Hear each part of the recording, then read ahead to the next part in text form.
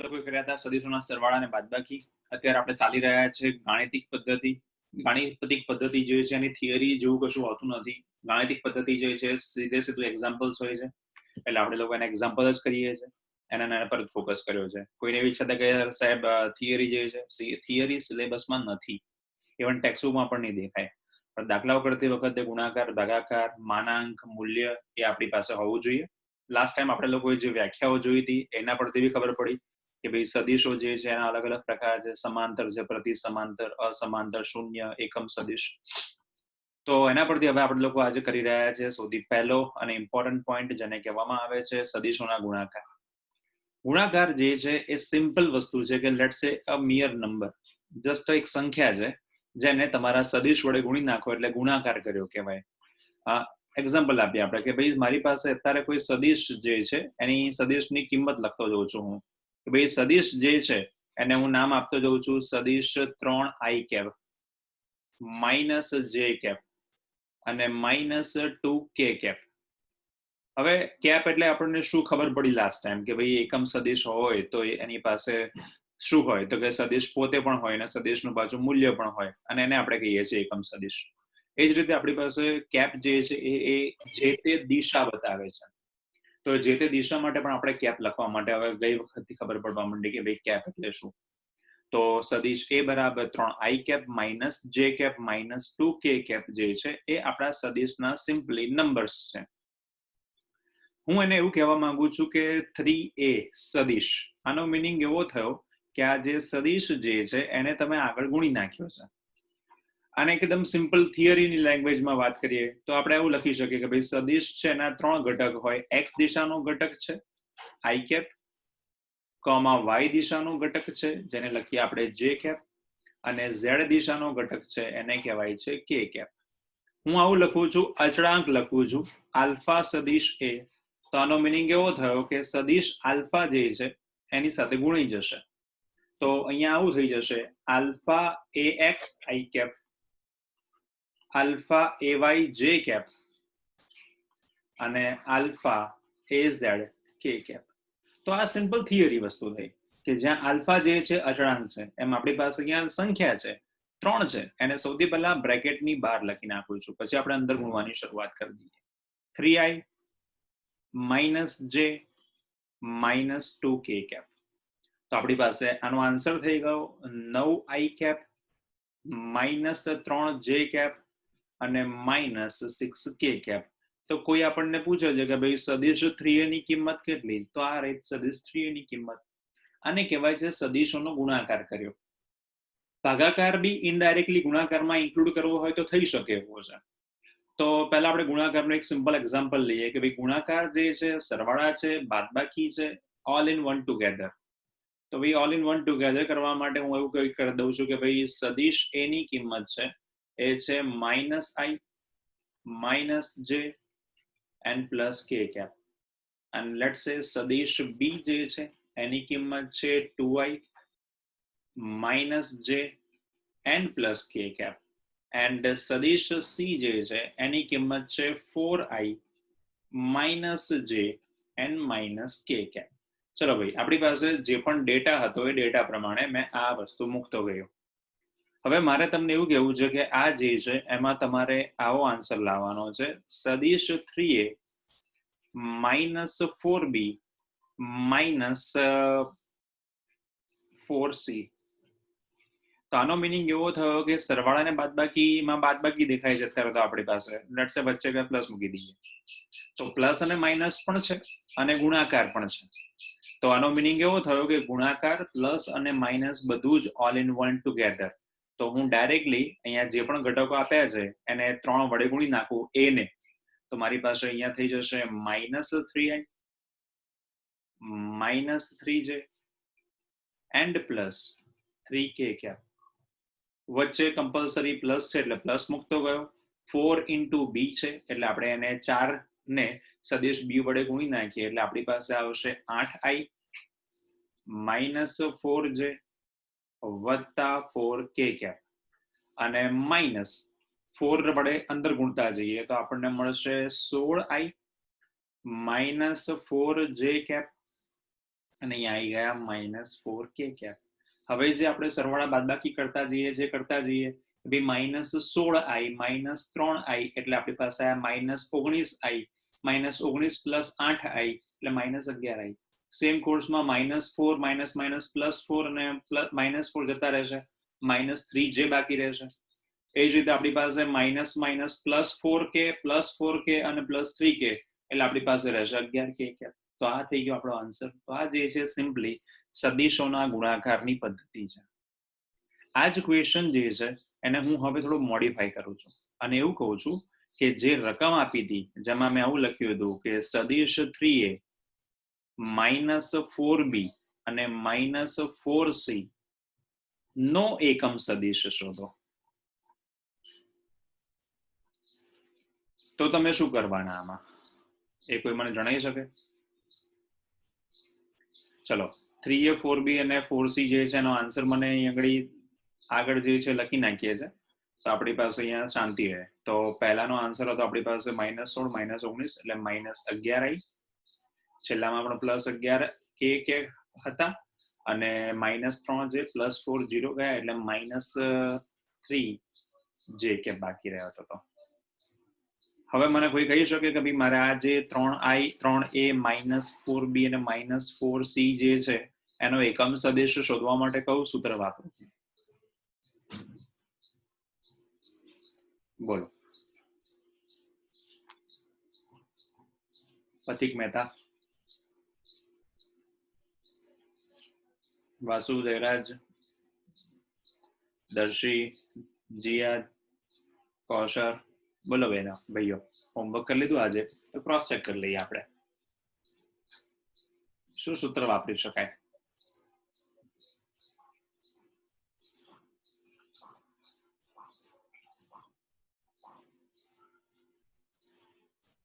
આનો એકમ સદિશ શોધવો છે. ભૌમિતિક પદ્ધતિ, જોગ્રાફિક મેથડ કહેવાય એને.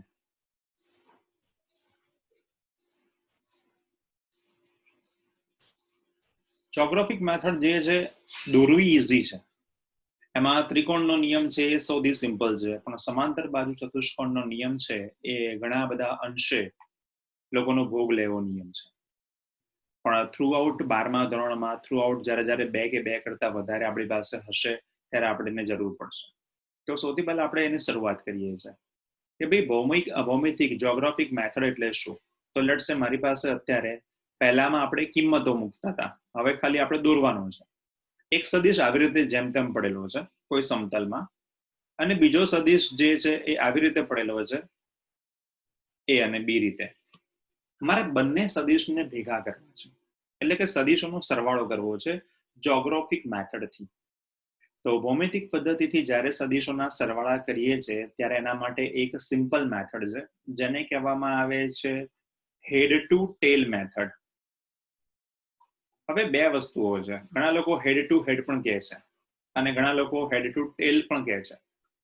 તો અહીંયા આપણી પાસે બે વસ્તુઓ છે, એક મેથડ છે હેડ ટુ ટેલ, બીજી મેથડ છે હેડ ટુ હેડ અને ત્રીજી મેથડને કહેવામાં આવે છે ટેલ થી ટેલ પદ્ધતિ. એક સદિશ જે છે એના માથા ઉપર બીજા સદિશની પૂંછડી મૂકવાની આ સૌથી આદર્શ પદ્ધતિ છે. બધી જગ્યાએ આપણે લોકો આ જ ફોલો કરીએ છીએ.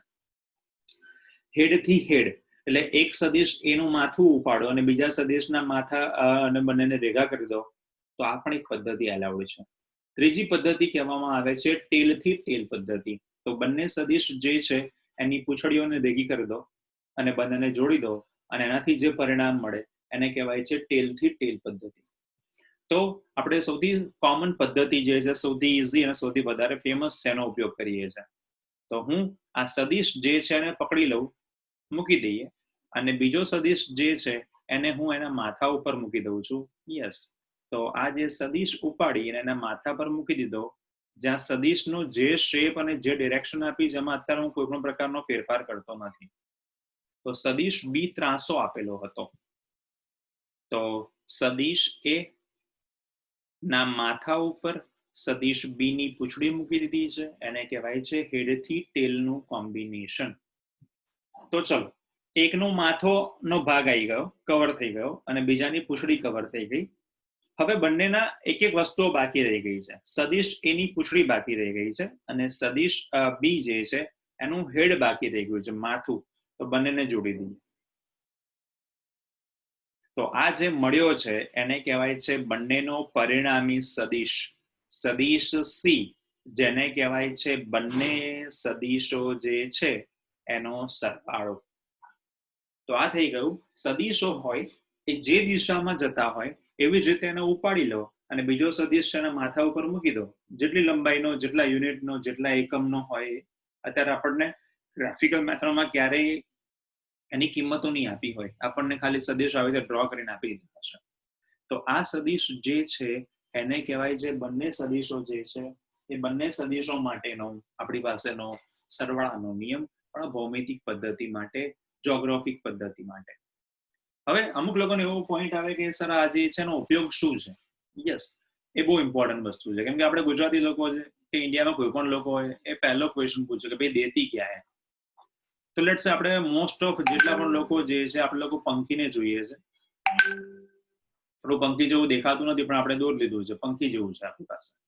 આ પંખી જે છે એ પોતાની પાંખો દ્વારા જે બળ લગાડે છે એ બળની દિશા દાખલા તરીકે આપી દઉં છું F1 નીચે તરફ, બીજાની દિશા આપી દઉં છું F2 નીચે તરફ.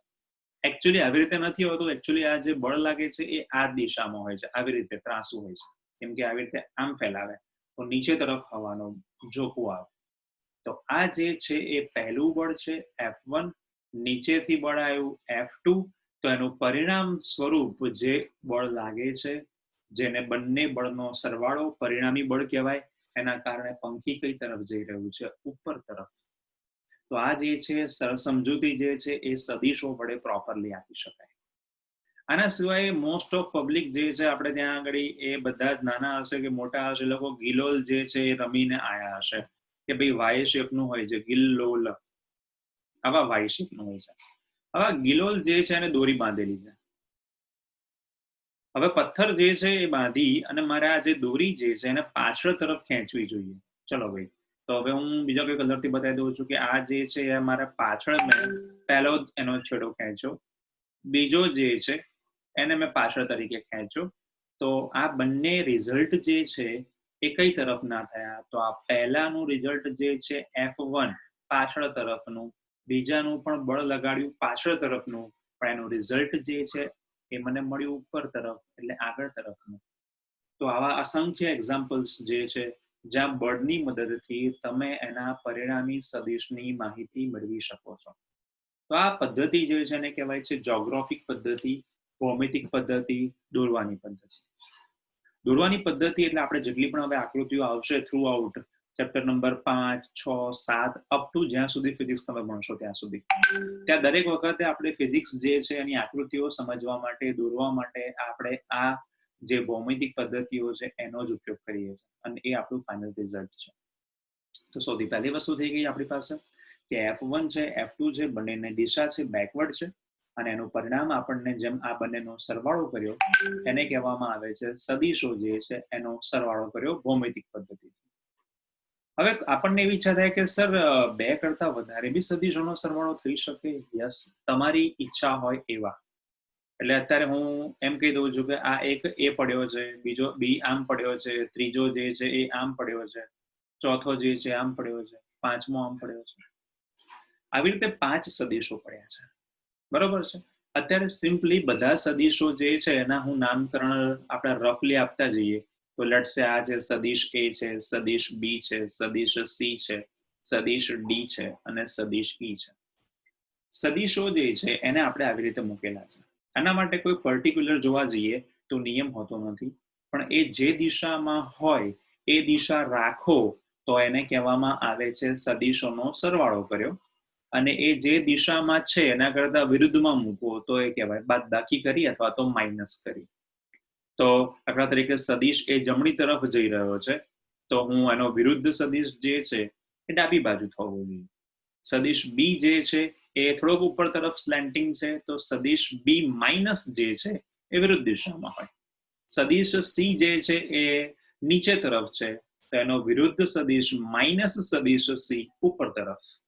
સદિશ ડી જમણી બાજુ છે ડાબી બાજુ છે તો એનો વિરુદ્ધ સદિશ છે, એને કહેવાય માઇનસ સદિશ ડી.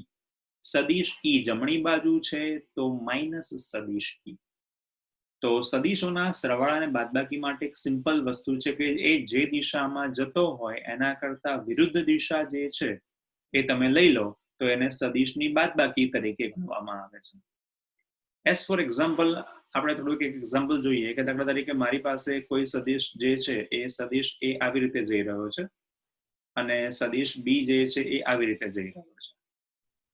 મારે સદિશોના સરવાળા નથી કરવા, મારે સદિશો જે છે એની બાદબાકી કરવી છે, અથવા તો બંને વસ્તુ બતાવી છે, સરવાળો થાય તો એ શું થાય અને બાદબાકી થાય તો શું થાય. તો હું હવે બંને સદિશોને ઉપાડી લઉં છું. સૌથી પહેલા સરવાળાની મેથડ કે કોઈ સદિશના શીર્ષ ઉપર માથા ઉપર બીજા સદિશનું પુચ્છ. ચલો ભાઈ, સદિશ એ ના શીર્ષ ઉપર સદિશ બી નું પુચ્છ મૂકી દીધું. તો આ થઈ ગઈ આપણી પાસે હવે પરિણામી સદિશ, સદિશ a પ્લસ બી. તો હું નામ આપી દઉં છું પહેલા, પછી આપણે એના બાદબાકી કરવાનું વિચારીએ.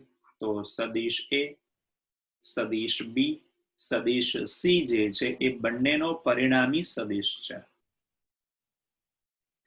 મારે a પ્લસ બી નથી જોઈતું, મારે તો a માઇનસ બી જોઈએ છે. ઓકે, તો હવે આપણું સ્ટેપ જોજો ભાઈ. સિમ્પલી માઇનસ વાળા જે છે એમાં આપણે હવે જે થિયરી આવશે એમાં વધારે કામમાં આવશે. તો મારે બી માઇનસ કરવો છે, યસ. કોઈ કહે મારે એ માઇનસ કરવો, તો બંને પોસિબલ છે, બધા તમારી પાસે ઓપ્શન ખુલ્લા છે. અહીંયા આગળ કન્ડિશન એક જ છે, લોજિક હોવું જોઈએ.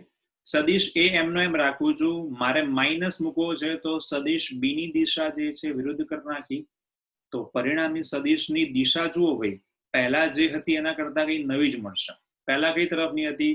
ઉપર તરફની હતી. તો હવે એના નામકરણ ખાલી સિમ્પલી જુઓ. તો સદિશ એ જમણી તરફ તો એમનો એમ છે, સદિશ બી માઇનસ કર્યો જેની એકચ્યુઅલ ડિરેક્શન હતી એના કરતા વિરુદ્ધ દિશામાં. તો હવે આપણે લોકો આવું કરી શકીશું, સદિશ સી બરાબર તો સદિશ એ વત્તા માઇનસ સદિશ બી, એટલે સદિશ એ માઇનસ સદિશ બી. આને કહેવાય છે સદિશોની બાદબાકી કરી ભૌમિતિક પદ્ધતિથી. આના પરથી અમુક હોશિયાર વિદ્યાર્થીઓ છે શું કહેશે કે સર એકચ્યુઅલી તમે જોવા જઈએ તો બાદબાકી કરી જ નથી, તમે સરવાળો જ કર્યો છે. યસ, ખરેખરમાં મારે એકચ્યુઅલ લેંગ્વેજમાં કેવું હોય તો ભૌમિતિક જે છે રીત, એમાં સદિશોના માત્ર સરવાળા જ થાય છે. કન્ડિશન એક જ છે કે સદિશની દિશા બદલો,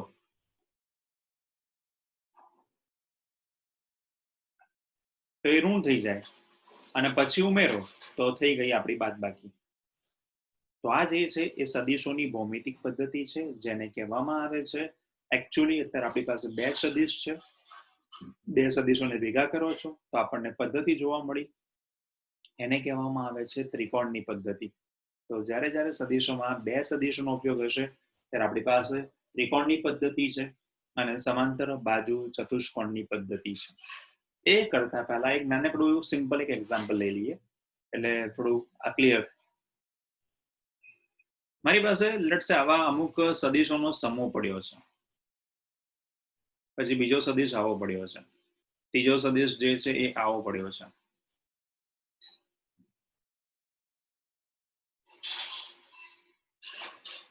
ચોથો સદિશ જે છે આવો છે.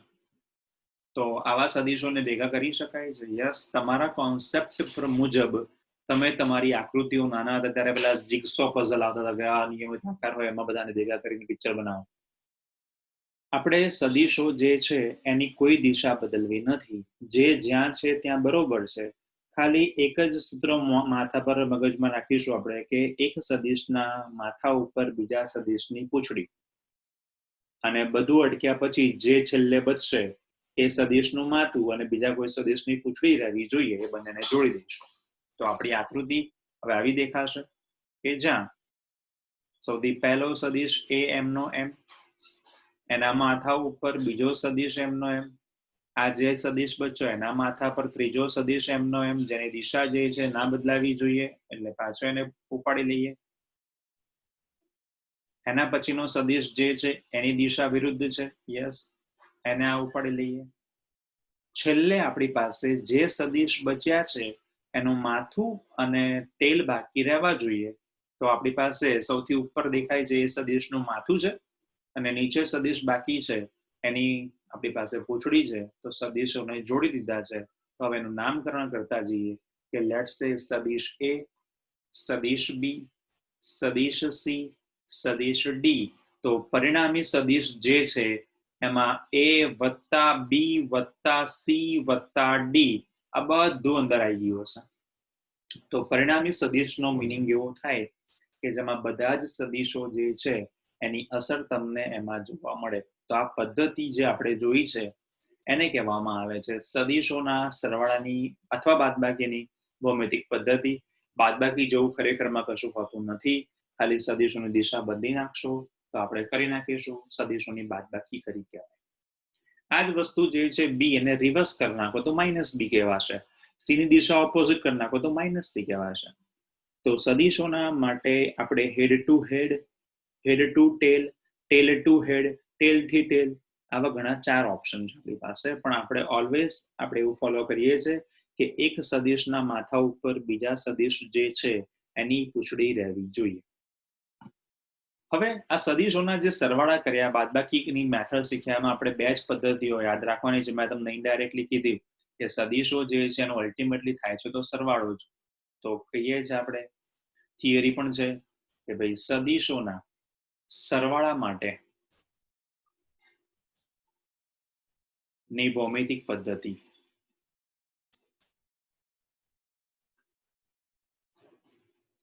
તો ભાઈ સદિશોના સરવાળા માટેની ભૌમિતિક પદ્ધતિઓ.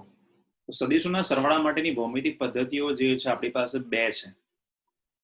નંબર 1 જેને કહેવામાં આવે છે ત્રિકોણની પદ્ધતિ, ટ્રાયેંગલ મેથડ અથવા ટ્રાયેંગ્યુલર મેથડ.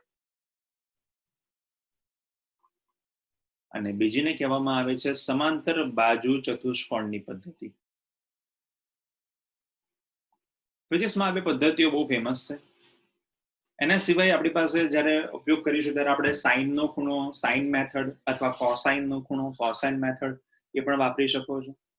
ફરી એકવાર રિપીટ કરું છું અહીંયા કે આ ચેપ્ટર જે છે સદિશો એ નીટમાં પૂરેપૂરું છે. જ્યારે સદિશોનો ટોપિક જે છે એ તમારા JEE વાળાના મેથ્સમાં છે, ફિઝિક્સમાં નથી. એટલે જ્યારે તમે JEE ની એક્ઝામ આપવા જાઓ ત્યારે સદિશોના માટે ત્રિકોણની પદ્ધતિ, સબાચ, સરવાળા, બાદબાકી જે ગાણિતિક છે એ નથી કરીને જવાનું JEE વાળા. નીટ વાળાએ કરીને જવાનું છે કેમ કે નીટ વાળા જે છે એ લોકોના માટે આ સિલેબસમાં ફિઝિક્સમાં છે. આ જે ટોપિક પતી જશે પછી બધાનું કોમન જ છે, બંનેમાં છે. પણ અપ ટુ આજ સુધી જે આપણે કામ કર્યું, જ્યાં ચેપ્ટર નંબર 4 ચાલુ કર્યું હતું એમાંનો ભાગ જે છે એ JEE માં મેથ્સમાં હશે, ફિઝિક્સમાં નહીં હોય. નીટમાં તો બંનેમાં કોઈ ફરક પડતો નથી કેમ કે નીટમાં આપણી પાસે આ એક ભાગ છે. તો સૌથી પહેલી મેથડની વાત કરી રહ્યા છે આપણે, જેને કહેવામાં આવે છે ત્રિકોણની પદ્ધતિ. તો સૌથી પહેલા આપણે ત્રિકોણની પદ્ધતિથી વાત કરવાની શરૂઆત કરીએ છીએ. તો નંબર 1 ટ્રાયેંગ્યુલર મેથડ. તો ટ્રાયેંગ્યુલર મેથડ જે છે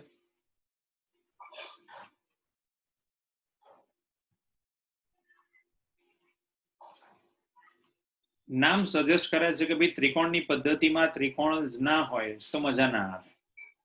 તો ત્રિકોણની પદ્ધતિ જે છે એમાં હું ત્રિકોણ દોરતો જઉં છું. તો આપણે જેમ આગળ સદિશો દોરતા હતા એ પ્રમાણે સદિશો આપતો જઉં છું. લેટ્સ સે મારો એક સદિશ છે સદિશ એ, લેટ્સ સે મારો એક સદિશ છે સદિશ બી, અને બંનેનું રિઝલ્ટન્ટ પરિણામી સદિશ જે છે એ છે મારી સાથે, જેને હું નામ આપી દઉં છું રિઝલ્ટન્ટ એટલે કે પરિણામી. એને આપણે આર થી બતાવીએ છીએ. સૌથી પહેલું કામ કરી લઈએ છે આપણને જે ડેટા આપ્યો છે એ પ્રમાણે કે પરિણામી જે છે એ બંને સદિશોનો સરવાળો છે. ચલો બંને સદિશોનું નામકરણ કરીએ પછી આપણે એની કિંમત મૂકીએ. સદિશ એ છે અને સદિશ બી છે. તો પરિણામી સદિશ જે છે એ સદિશ એ અને સદિશ બી નો સરવાળો છે. આ સિમ્પલ વસ્તુ થઈ. એને આપણે દેખ્યો કે ભાઈ ત્રિકોણ દેખાયો આપણને, તો એને કહેવાય છે ટ્રાયેંગ્યુલર મેથડ. હવે સદિશો જે છે એનું રિઝલ્ટ શું મળ્યું? તો કે ભાઈ પરિણામ તો મળી ગયું, આર બરાબર તો સદિશ એ વત્તા બી. પણ આ હજુ પૂરું થયું નથી. તો હું હવે આ જે સદિશ જે ઉપર ડ્રો કર્યો છે આપણે લોકોએ એનો પરિણામી સદિશ શોધવા માટે, એનું રિઝલ્ટ શોધવા માટે લંબ દોરતો જઉં છું કે ભાઈ બી જે છે ત્યાંથી હું આવા લંબ ભાગ દોરતો જઉં સદિશ એ ની સામે, અને અહીંયા આપણી પાસે આ જે સદિશ જે છે એ એનો ભાગ મૂકતો જઉં છું. તો આ જે કહેવાય છે એને કહેવાય છે લંબ સદિશ. લંબ ભાગ દોર્યો મેં એનો. તો મારી પાસે આ જે છે એના પ્રક્ષેપ કર્યા કહેવાય. તો પ્રક્ષેપનો મિનિંગ થાય છે આ સદિશના મેં બે ભાગ બતાવ્યા. તો બે વસ્તુ થઈ રિપીટ અહીંયા આગળ. સૌથી પહેલું કામ શું કામ કર્યું મેં?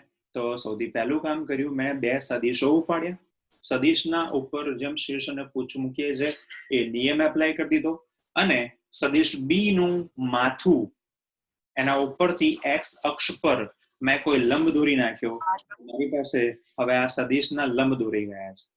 આ જે સદિશો જે છે એના નામકરણ કરતા જઈએ છે, તો સદિશોનું નામકરણ જે છે એના માટે આપણે હવે આવું પોઈન્ટ ઉપયોગ કરતા જઈએ કે આ જે છે એને નામ આપી દઉં છું ઓ, આને આપી દઉં છું પી, આ લંબ દોર્યો એને નામ આપી દઉં છું એન, આને આપી દઉં છું ક્યુ. તો બાજુમાં હું લખી શકીશ કે આ જે તમે લોકોએ કીધા છે એ કયા કયા ભાગ છે. તો સૌથી પહેલા મને દેખાય છે ઓક્યુ જે છે એ પરિણામી સદિશ આર છે, જે સદિશ એ અને સદિશ બી નો સરવાળો છે. ઓપી જે છે એ છે સદિશ એ છે, અને પીક્યુ જે છે એ સદિશ બી છે. ચલો ભાઈ, હવે બાકી રહેલો જે ભાગ જે છે એની બી તો ગણતરી કરવી જોઈએ. કયો કયો ભાગ આપણને નામ વગરનો દેખાય છે કે જેની કિંમત નથી આકૃતિમાં? તો આપણને ખબર છે કે ઓપી છે એની કિંમત સદિશ એ થઈ ગઈ છે, પીક્યુ છે એની સદિશ બી થઈ ગઈ છે, ઓક્યુ છે એની આર થઈ ગઈ છે. પીએન શું છે નથી ખબર. ક્યુએન શું છે તો કે નથી ખબર. એના બરાબર શું? તો એ બે શોધી લઈશું એટલે આપણે લખી શકીશું કે પરિણામ જે છે આર બરાબર એ પ્લસ બી એ અડધો ડેટા છે. હવે એનું આપણે ગણતરી કરવાની ચાલુ કરીએ છીએ. તો હવે ગણતરી જે છે એના પરથી આપણે એવું દેખી શકીએ છીએ કે ભાઈ આપણી આકૃતિ જે છે એમાં હું ત્રિકોણ દેખી લઉં કે ભાઈ ક્યુ એન પી. તો લેટ્સ સે ત્રિકોણ QPN કો અથવા ત્રિકોણ QNP કો, જ્યાં ખૂણો P ઇઝ ઇક્વલ્સ ટુ તો થીટા છે. હવે બે વસ્તુ ધ્યાન રાખવાની છે આમાં. સૌથી પહેલી વસ્તુ કે પરિણામી સદિશ R નો ખૂણો જે છે એ પરિણામી અને સદિશ એ સાથેનો છે. જુઓ, R નો અને A નો ખૂણો જે છે બીટા છે, જ્યારે થીટા ખૂણો જે છે એ સદિશ પોતે સમક્ષિતિજ સાથે એટલે આડી સપાટી સાથે બનાવેલો ખૂણો છે, જ્યાં કોઈ સદિશ નથી. થીટા જુઓ, થીટા એ કોઈ સદિશ નથી ત્યાં, પણ આપણને એટલી ખબર પડી કે જમીન સાથે અથવા સમક્ષિતિજ સાથે અથવા સપાટી સાથે બનાવેલો ખૂણો છે. હું એમ કહું કે ભાઈ મારી પેન 83 છે, કેટલાનો ખૂણો છે? તો ઓટોમેટિક તમે કોઈ રેફરન્સ મૂકી દેશો, સપાટી મૂકી દેશો, પછી ચેક કરશો કે ના 45 છે કે 30 છે કે 60 છે. તો આ જે છે બે ખૂણા બહુ ઇમ્પોર્ટન્ટ છે. બીટા ખૂણો જે છે પરિણામી અને એનો ખૂણો છે, અને થીટા ખૂણો જે છે એ બીટાનો પોતાનો ખૂણો છે. કોની સાથેનો? તો કે ભાઈ સપાટી સાથે. તો યસ, આપણે ડેટા જે છે લખી ચૂક્યા. તો આના પરથી મને બે વસ્તુઓ દેખાઈ. એક દેખાયો સાઇન થીટા અને એક દેખાયો મને કોસ થીટા. હવે મને સાઇન થીટા અને કોસ થીટા દેખાયો તો મને એવી આકૃતિ દેખાઈ કે ભાઈ sine theta is equals two દેખાયા મને ક્યુએન ભાગ્યા પીક્યુ. ક્યુએન ભાગ્યા પીક્યુ એટલે કે સાબા અપોન કર્ણ. અને બીજો મને ખૂણો દેખાયો કોસ થીટા બરાબર તો એનપી અથવા પીએન ભાગ્યા પીક્યુ. તો બંનેની કિંમત લખતા જઈએ છે કે ભાઈ સાઇન થીટા અને કોસ થીટા બરાબર તો શું છે? તો સાઇન થીટા અને કોસ થીટાની કિંમતો લખતો જવું. તો સાઇન થીટાની ઇક્વલ્સ ટુ કિંમત આપણી પાસે મળે છે અહીંયા આગળ ક્યુએન ભાગ્યા પીક્યુ, અને કોસ થીટા બરાબર આપણે લોકો લખી ચૂક્યા છે કે ભાઈ પીએન ભાગ્યા પીક્યુ. ચલો ભાઈ, નિયમ તો એવું કહે છે કે ભાઈ જે વસ્તુ મિસિંગ હોય એ વસ્તુની કિંમતો લખતા જઈએ. તો મેં તમને કીધું કે ભાઈ જે વસ્તુને આપણે મિસિંગ કીધી હતી, ખૂટતી, એને સૂત્રનો કરતા બનાવી દઈએ છે. તો સૂત્ર બેટા તૈયાર થઈ ગયું છે. ક્યુએન બરાબર તો પીક્યુ સાઇન થીટા અને પીક્યુ કોસ થીટા બરાબર તો પીએન. તો જે વસ્તુના નામ આપણને આકૃતિમાં ખૂટતા હતા એ જ નામને સૂત્રનો કરતા બનાવી દીધો.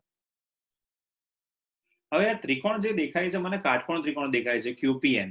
તો પાયથાગોરસ એપ્લાય કરી દઈએ કે જ્યાં QP ની કિંમત સદિશ બી છે. તો સૌથી પહેલા આપણે લખી નાખીએ છીએ કે PQ નો સ્ક્વેર ઇઝ ઇક્વલ્સ ટુ તો QN નો સ્ક્વેર પ્લસ NP નો સ્ક્વેર. તો ચલો ભાઈ PQ નો સ્ક્વેર ઇઝ ઇક્વલ્સ ટુ તો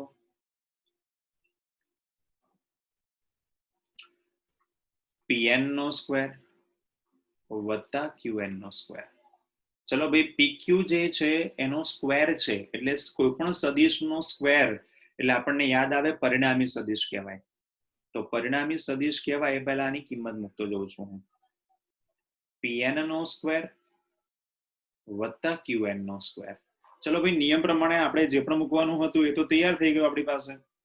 તો આપણે એવું કહી શકીએ કે ભાઈ સર આના કરતા આપણે બીટા જે છે એ પરિણામી ખૂણો મેળવવાનો છે તો પરિણામી ખૂણો મેળવી લઈએ તો યસ પરિણામી ખૂણો મેળવી લેવાય. તો PQ એ આપણું કોનો આન્સર મળશે તો કે ભાઈ PQ બરાબર તો PN નો સ્ક્વેર. PN નો સ્ક્વેર એટલે આપણે લખી નાખીએ P square Q square cos square theta વત્તા P square Q square sin square theta. તો લખી શકીએ આપણે કે ભાઈ PQ બરાબર તો આપણે જે નામ આપ્યું હતું પરિણામી સદિશ બરાબર શું છે તો પરિણામી સદિશનું માન છે.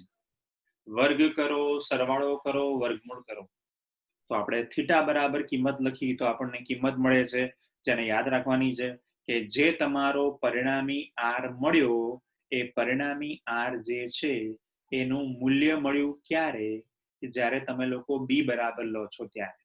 હવે આપણને બીજો પણ એક કાટકોણ ત્રિકોણ દેખાય છે QN અને O.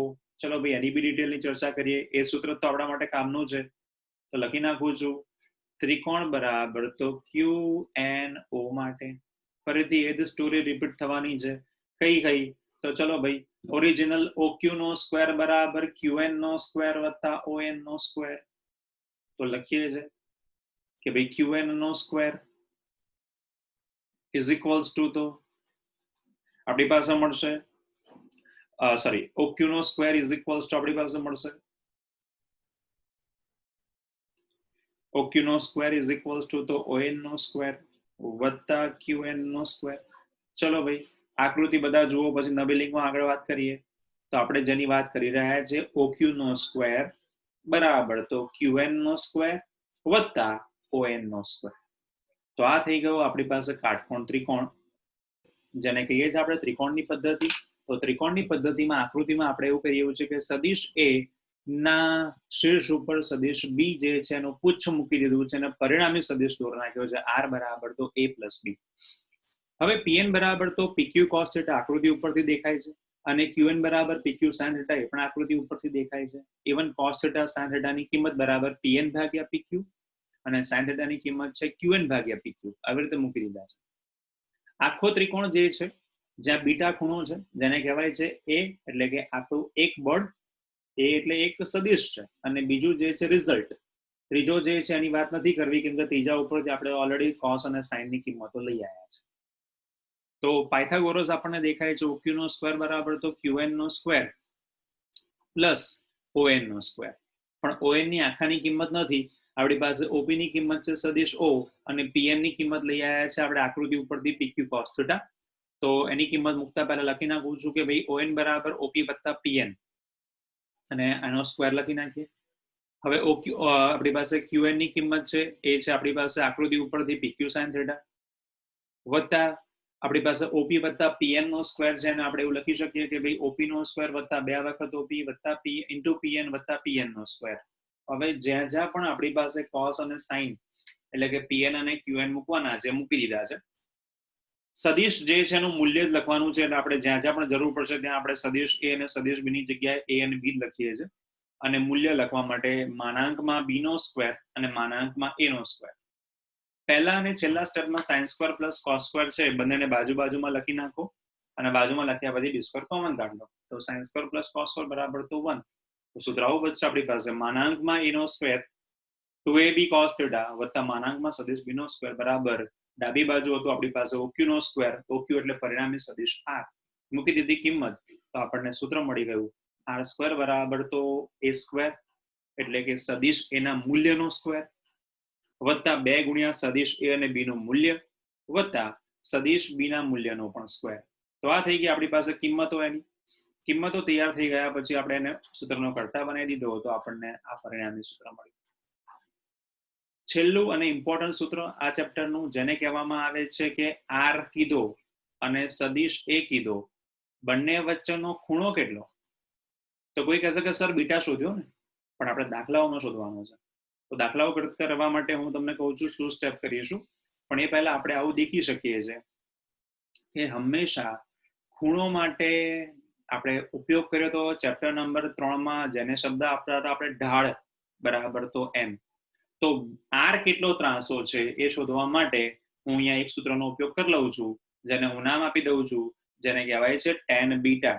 તો tan બીટા બરાબર આપણી પાસે આ ત્રિકોણ દેખાયો, તેમાં tan બીટા કયો કયો દેખાયો? તો ત્રિકોણ પરથી આપણે એ જ વસ્તુ લખી નાખીએ છીએ કે tan બીટા બરાબર તો સાવા અપોન પાબા. સાવા આપણને આકૃતિ ઉપરથી દેખાયો qn અને પાબા દેખાયો આપણને on. તો qn અપોન on. ચલો ભાઈ, આકૃતિ ઉપરથી qn ની કિંમત છે આપણી પાસે અને on માટે તો જે આપણે લખતા તો op વત્તા pn લખી નાખીએ. તો આગળ લખતા જઈએ છે કે ભાઈ qn એમ ના એમ અને on ની કિંમત છે op વત્તા pn. ચલો ભાઈ, સમીકરણ નંબર 1 અને 2 રેડી જ છે, તો લખી નાખીએ છીએ આપણે tan beta is equals to, તો qn ની કિંમત છે pq cos થીટા અને pq ની કિંમત છે b cos થીટા. pq બરાબર તો b cos થીટા અને pn બરાબર આપણી પાસે છે pq cos થીટા, અરે સોરી qn બરાબર આપણી પાસે છે pq sin થીટા, જ્યાં આપણે લોકો pq ની કિંમત છે b મૂકી દઈશું અને જ્યાં pn હશે ત્યાં pq cos થીટા હશે, એટલે pq એટલે આપણો સદિશ b છે, જે આપણે આગળ ઓલરેડી લખી ચૂક્યા હતા. તો લખતા જઈએ છે અહીંયા કિંમતો એમની. તો આપણી પાસે અહીંયા આગળ છે qn બરાબર તો pq cos થીટા, ના સોરી pq sin થીટા,